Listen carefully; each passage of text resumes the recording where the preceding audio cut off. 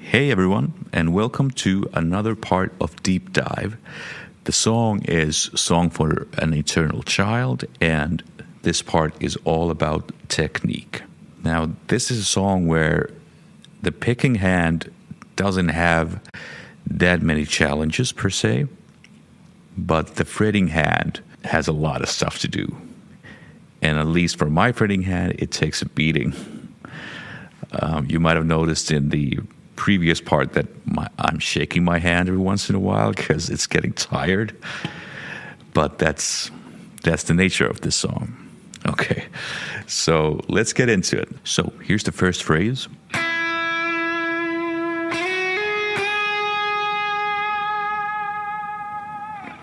There's a lot going on even in that little thing. It's a slide, then a hammer-on, and then the bend. And the bend is a pretty quick one. You don't really hear it all that much.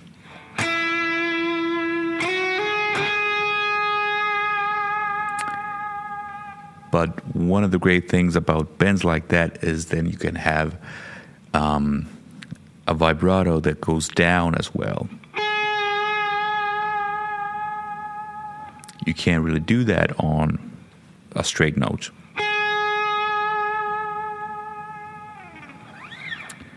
And my picking hand is doing a lot of muting. I use the side of my thumb a lot on the lower strings, and on the high string I use my fingers a little bit. Also, this hand does a lot of the muting too, especially on the higher strings. Because when I'm fretting here like this string is already muted. It can't ring.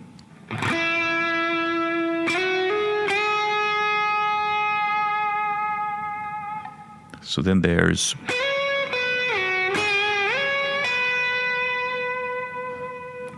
a lot going on in there too. You slide on in, then you slide on back down, then this fast bend, and right from the bend you slide back up, and a pull off. So there's a lot going on that might be really weird for the fingers at first. It took me a long time to get those out the way I wanted them to. And it's still giving me a hard time.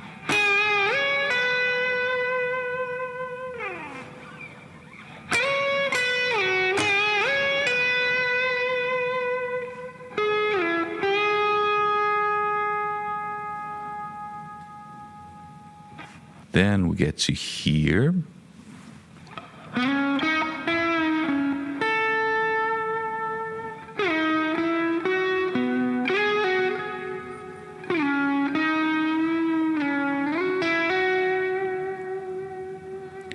So the bends are a big part of this phrasing right here.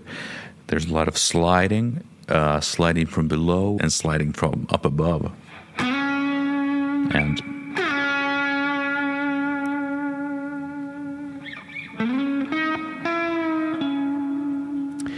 one thing you might want to look at too is how short or long the notes are.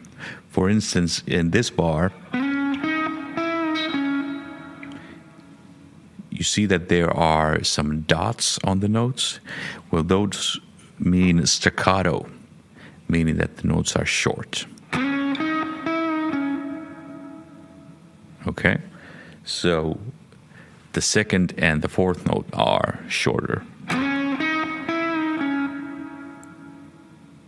If I play them all long, it's like this. That's fine too, but Marty is really detail-oriented here.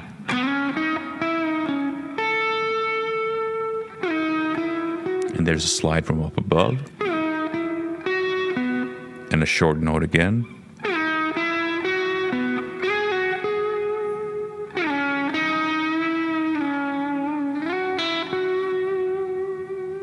Right?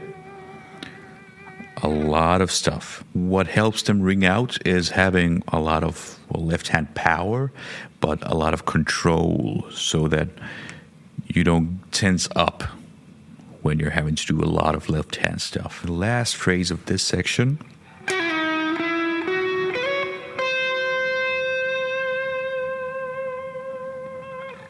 right, so there's a hammer on and a slide right after.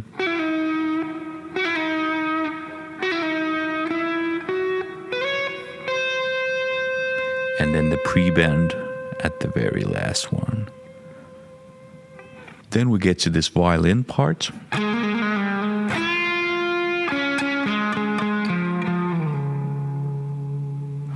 So the violin plays that melody, so obviously it's open to your own interpretation on how you want to play it. I do it here. That is called a trill, this. And working on your trills really helps out the left hand to build stamina and power and control. One thing that I've done quite a bit is trills like this.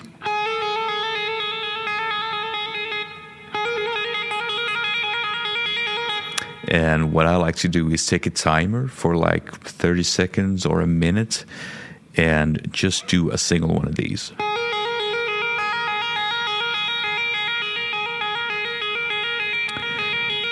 And I'm not that worried about the speed.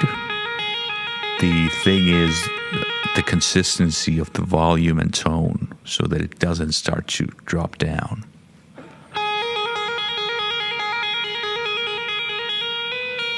And trust me, after a minute, that feels like a long time. Especially on those fingers. But yeah, it really helps out.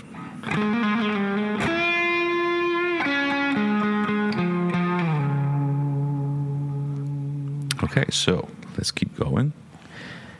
Then we get to this major 7-bit right here.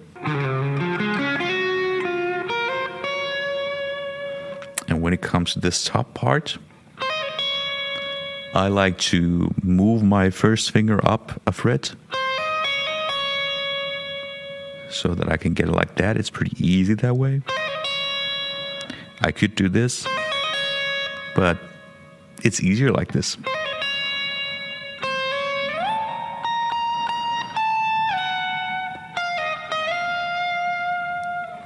Then we get to this part here.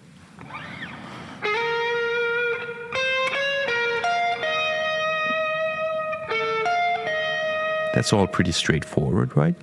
Then comes this bending thing and the rest of the section here.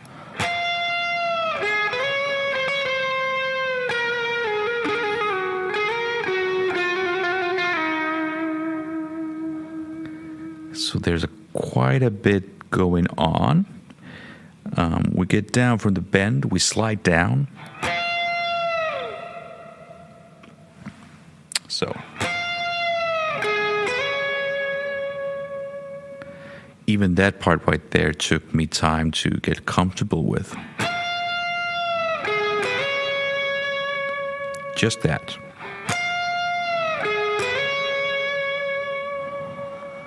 But then we get to this thing.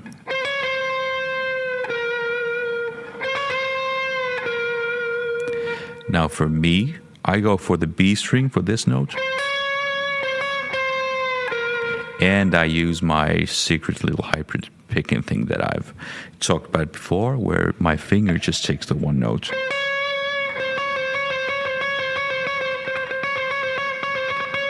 But you can use any way you see fit.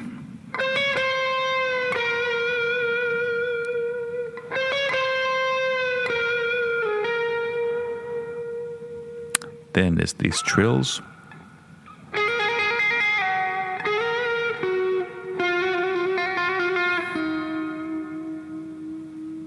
Then we are getting into this next section where the band comes in.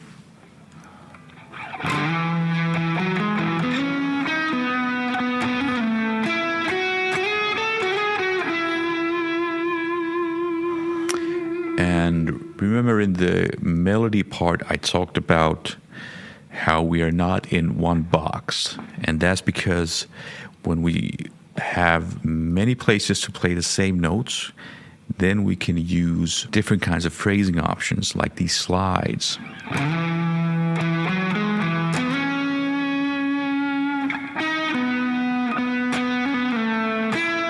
Like here.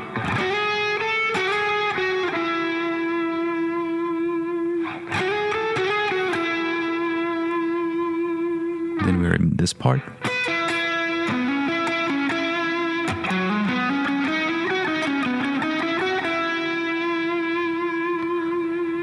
And one challenge for me at least is when we're here, now I have to use the same finger on a string lower. It's not that tough of a thing to do, but it's something that I have to prepare for. If I just play it like this, then I can't get it. I have to prepare my finger to be, instead of this, I have to play it like this. So then I can just roll here.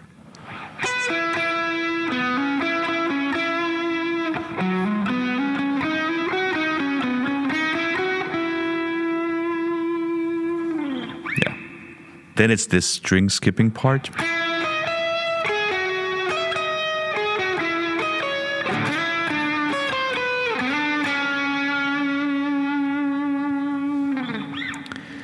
There are some slide ins on those that really make a difference in how the phrase sounds.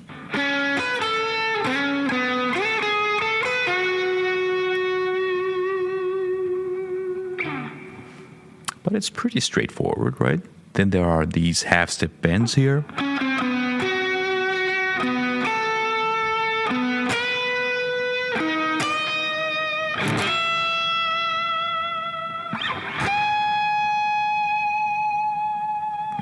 Next up comes this bell section, and there's a clean tone on the guitar.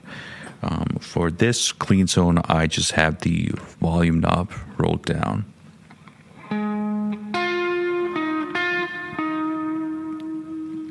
For me, the challenge is the bends in here. To get them, I first get the melody in my ear without the bends. So that's the target. A little flat.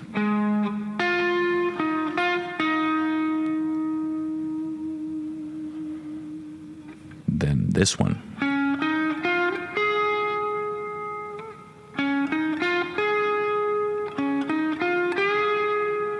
Getting comfortable with those two bends on the 12th fret, especially on these middle strings where the direction of the bends can be either way, is weird.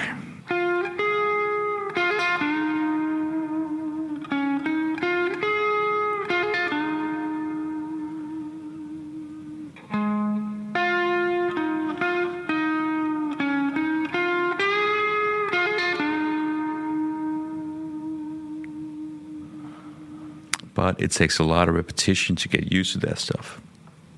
And I'm still working on it. Then comes this thing.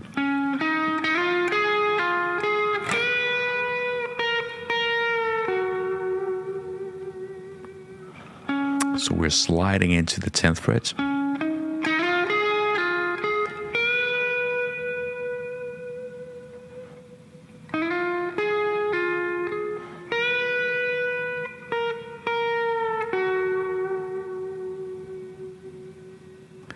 Ain't that beautiful? The next spot.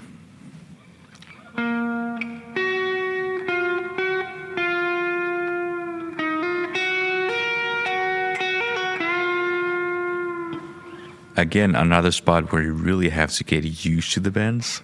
This 9th fret.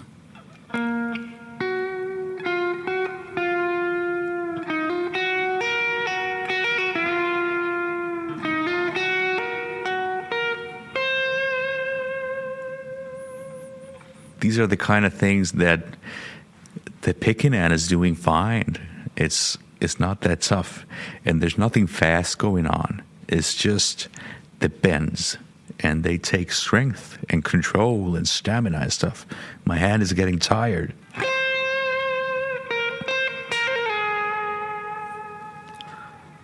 Okay.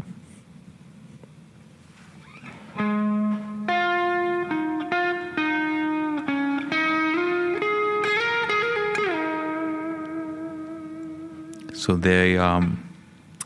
I'm changing the note from the D string 13 into the G string 8, just so that I can use those slides around. Especially the last one.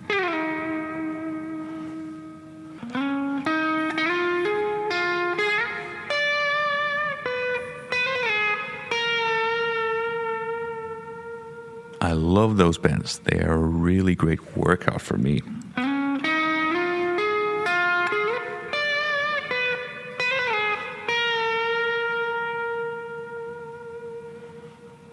Then this one.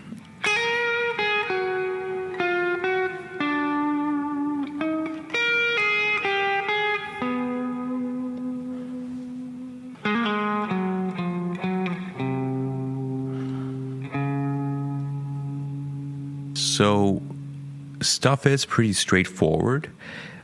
The legato notes are a tough maybe to get to ring in at the same volume as the pick notes, and the bends are tough. Then comes the D major section.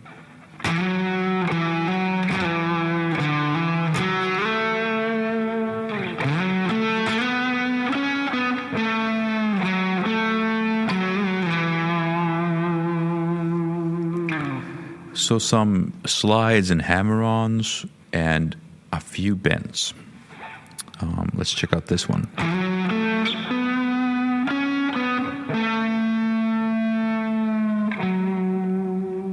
Right, so it's just a pre-bend that drops down. Then comes this fast yank.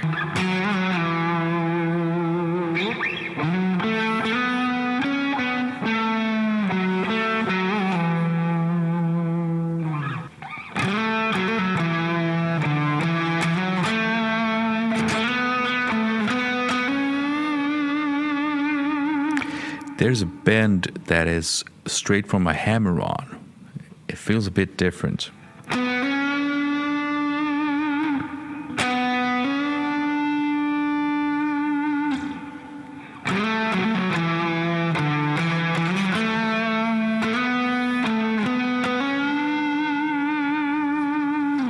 Then comes a different kind of bend.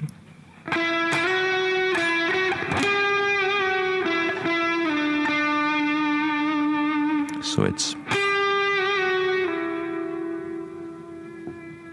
that's again one of those things that takes a lot of control to be able to get in and out of bends like that.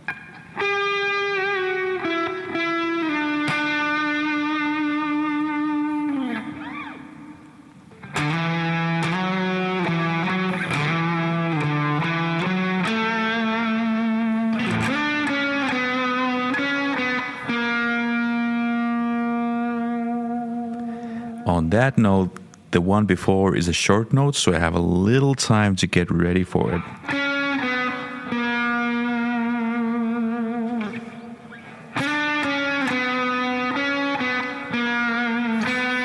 And it's still tough to get right on the money.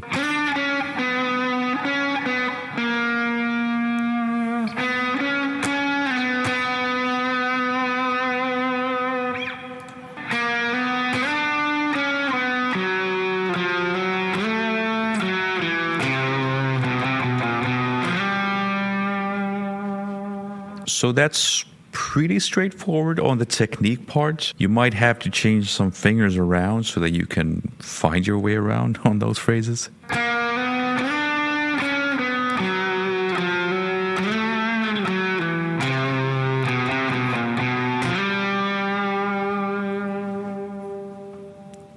Then comes this.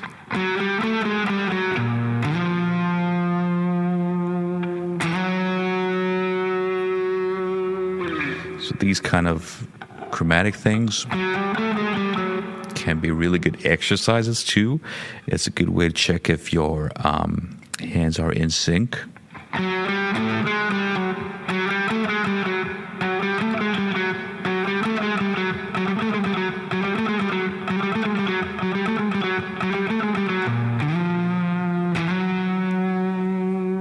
And after that, we are getting into the solo. So here's the D major 7 arpeggio.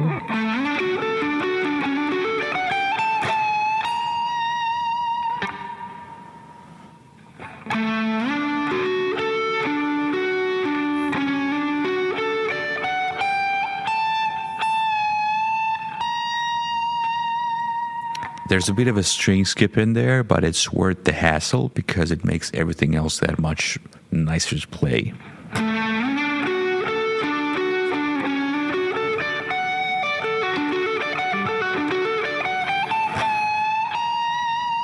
Then we are just on the top string. It's pretty straightforward.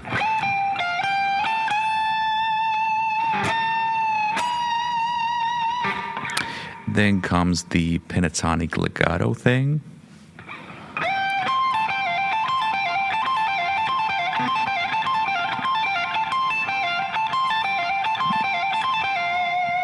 I usually like to pick the very top note because it gives me a bit more power on the phrase, but you can legato it all the way through.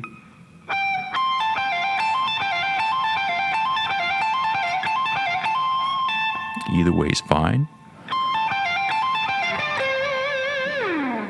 Then we get to this thing. And for that, remember how I was talking about preparing for the note? Well, here you have to do the same kind of thing on the 13th fret. This one. If I just play it like this, then I'm screwed. I can't get the bottom one. I have to play it like this. Then I can get it, right? Then comes some legato stuff.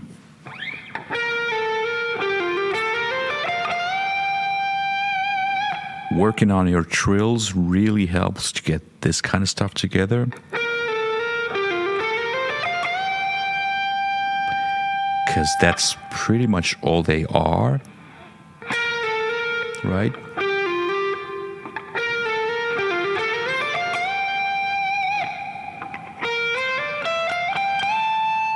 Then comes this bending thing that's a little bit different.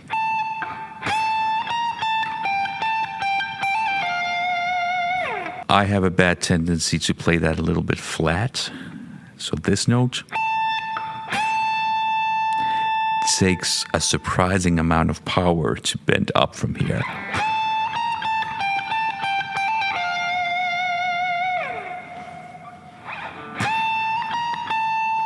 And once you're in the bend, you have to mute it with your right hand and get the one note higher. This kind of thing. It's painful. It still hurts. And it keeps on hurting.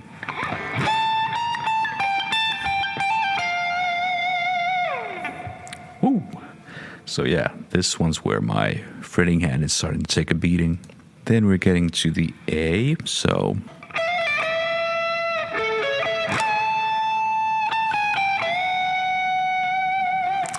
these bends, when you're up top on the neck and on the higher strings, they take quite a bit of strength and they start to hurt.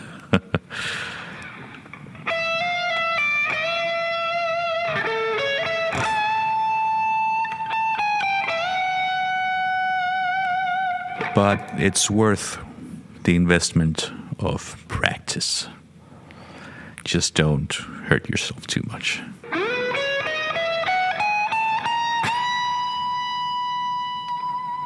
Then comes this phrase that is really tough for me. That's one of those that took a long time to get down, and it's still a bit of a coin toss whether I get it or not.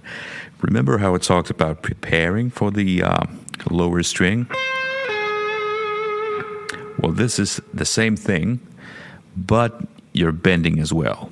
So when you're bending up, you have to sort of grab the next string, pick that note too, and then come down. What helps me in there is when I use the other finger, not just to mute the strings, but to press this string down so that when I bend, I can get it under my finger too.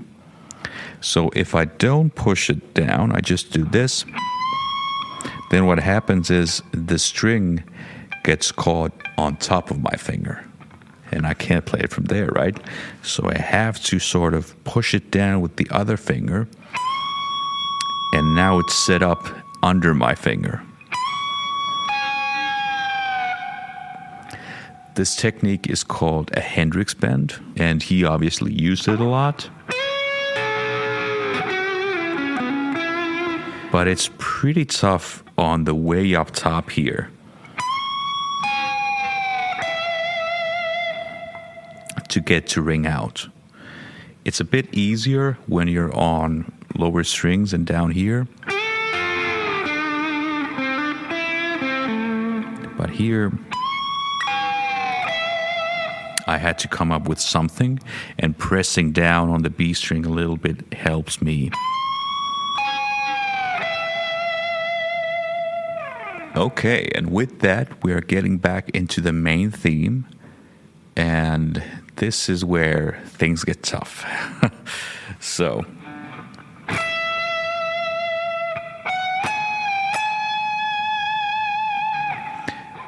that's pretty straightforward. It's just a bend from a fret below.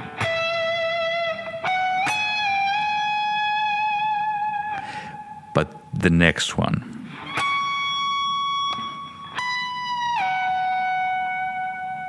That took me perhaps the longest to get in tune.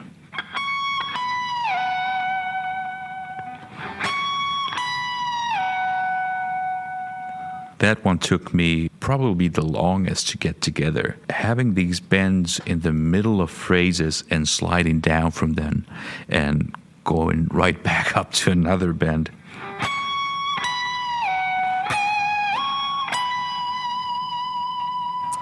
But yeah, that one phrase alone took me a long time.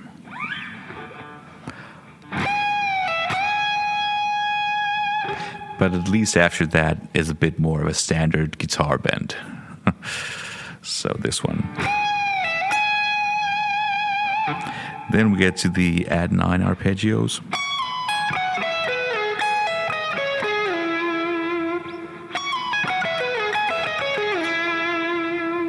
Now there's some picking involved. The top string is legato, so a slide and a pull off. And then it's all picked after that. And a slide.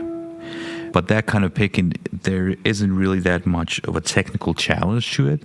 It's just alternate picking, basically.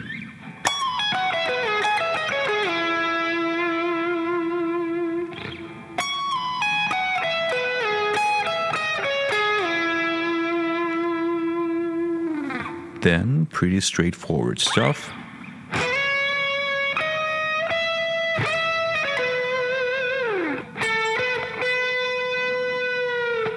First finger bend, up 2 frets.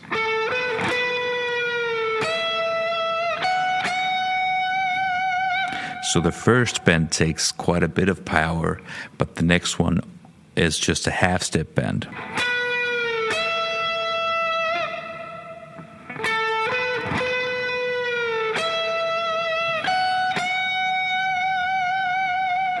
Right? Especially on the last one, I tend to go sharp.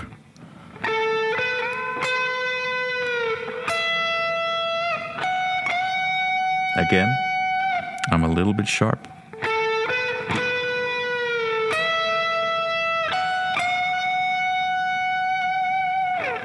Then just this run.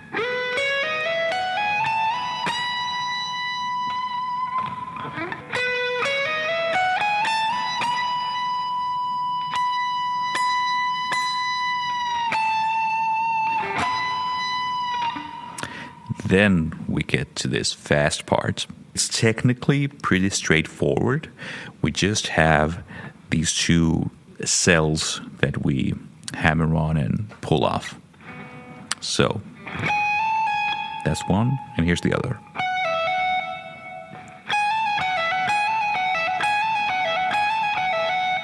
And then we just change the notes, but the fingering is the same. You can have some different fingers there if you feel more comfortable. It's all fine.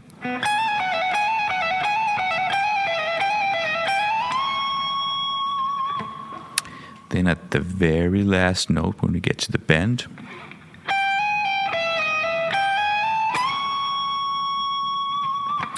what I like to do there is slide up on the 15, then hammer on, and then I get to do this. So the end of the phrase goes like this.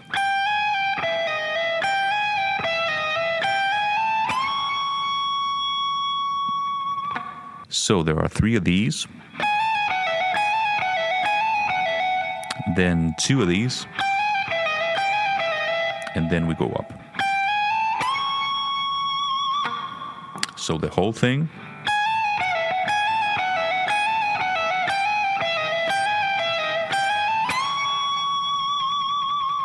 Then there's this A minor 6 thing.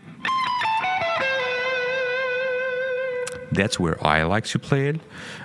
You can, of course, do this note here as well. That's fine. So then it's this.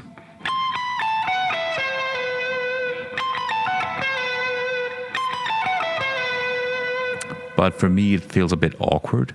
I'd rather have, in this case, I'd rather have a bit of a different thing on the picking hand. See that? I'm using some upstrokes consecutively. I don't think that's the way Marty does it, but you can change it around to make it fit you. And then we just go up here to this bend. So this note is just a little noisier.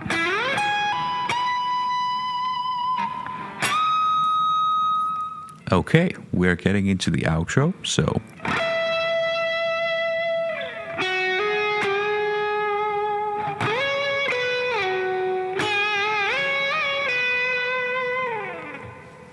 it's pretty similar to what we did before.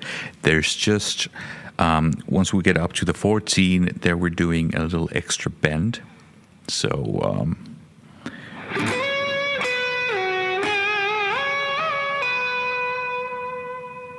then there's this whole step bend again.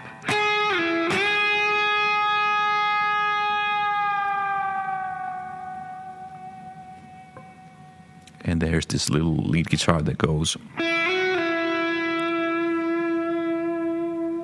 But behind that guitar, there are these other layered guitars that do this kind of thing.